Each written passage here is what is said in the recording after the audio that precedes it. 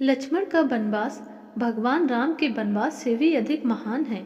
14 वर्ष तक पत्नी से दूर रहकर उन्होंने केवल अपने भाई राम की सेवा को ही अपने जीवन का लक्ष्य बनाया।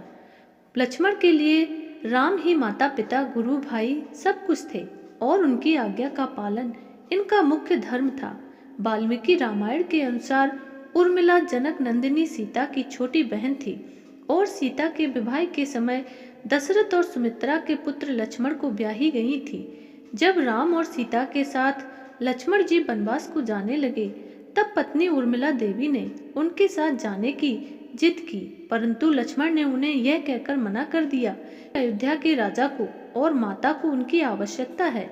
उर्मिला के लिए यह बहुत कठिन समय था। ऐसे में जबकि अभी उनके दाम्पत्य जीवन की शुरुआत ही हुई थी, लक्ष्मण के वनवास जाने के बाद उर्मिला के पिता अयोध्या आए और उर्मिला को मायके चलने का अनुरोध करने लगे, परंतु उर्मिला ने अपने मायके मिथिला जाने से इनकार करते हुए कहा कि पति की आज्ञा अनुसार पति के परिजनों के साथ रहना और दुख में उनका साथ ना छोड़ना ही अब उनका धर्म है। यह उर्मिला का अखंड पतिव्रत धर्म था। जब लक्ष्मण जा रहे थे तब उर्मिला से लक्ष्मण ने एक और वचन लिया था कि वह कभी आंसू नहीं बहाएंगी, क्योंकि अगर वह अपने दुख में डूबी रहेंगी तो परिजनों का ख्याल नहीं रख पाएंगी। 14 वर्ष तक उर्मिला ने क्या किया, इस संबंध में मान्यताओं पर आधारित एक कथा पढ़ने को मिलती है। कथा इस प्रकार है कि रावण के पुत्र मेघनाथ को यह वरदान था कि जो व्यक्ति 14 वर्षों तक सोया ना हो वही उसे हरा सकता है या मार सकता है। कहते हैं कि लक्ष्मण अपने भाई श्री राम और भाभी सीता की सुरक्षा और सेवा में इतने मगन रहे कि वह 14 वर्ष तक सो ही नहीं पाए। कथा अनुसार उनके बदले उर्मिला 14 वर्ष तक सोती रहीं।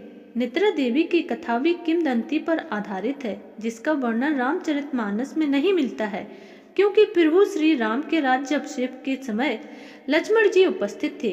कथा इस प्रकार है कि रावण के वध के बाद भी श्री राम, सीता और लक्ष्मण वापस अयोध्या लौट आए और वहां प्रभु श्री राम के राज तिलक की तैयारी होने लगी। उस समय लक्ष्मण जोर जोर से हंसने लगे। जब लक्ष्मण से इसका कारण पूछा तो उन्होंने कहा कि सारी उम्र मैंने इस घड़ी का इंतजार किया था कि मैं अब श्री राम का राज्य तिलक होते हुए देखूंगा, लेकिन अब उन्हें निद्रा देवी को दिया गया वह वचन पूरा करना होगा जो उन्होंने वनवास जाने से पहले दिया था। वनवास की पहली रात में जब भगवान राम और देवी सीता कुटिया में विश्राम करने चले गए थे तो लक्ष्मण कुटिया के बाहर एक प्रहरी के रूप में पहरा दे रहे थे। तभी उनके पास निद्रा देवी प्रकट हुई थी। तब लक्ष्मण ने निद्रा देवी से यह कहकर वरदान मांगा था कि उन्हें 14 वर्षों तक के लिए निद्रा से मुक्त कर दो। तो निद्रा देवी ने उनकी इच्छा को स्वीकार करते हुए यह कहा था कि उनके हिस्से की निद्रा को किसी न किसी को लेना ही होगा।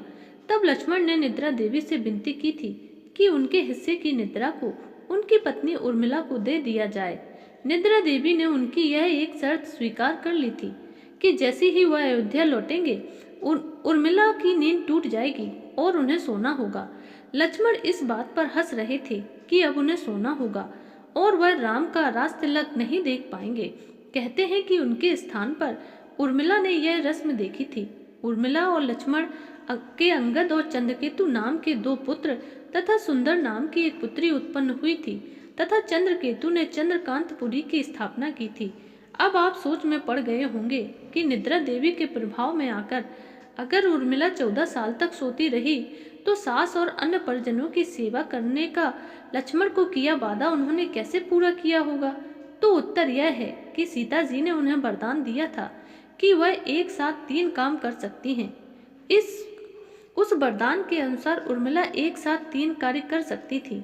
दोस्तों, आपको यह कहानी कैसी लगी कृपया कमेंट करके जरूर बताएं और ऐसी ही और भी बहुत सारी कहानियों को सुनने के लिए चैनल को सब्सक्राइब जरूर करें। धन्यवाद।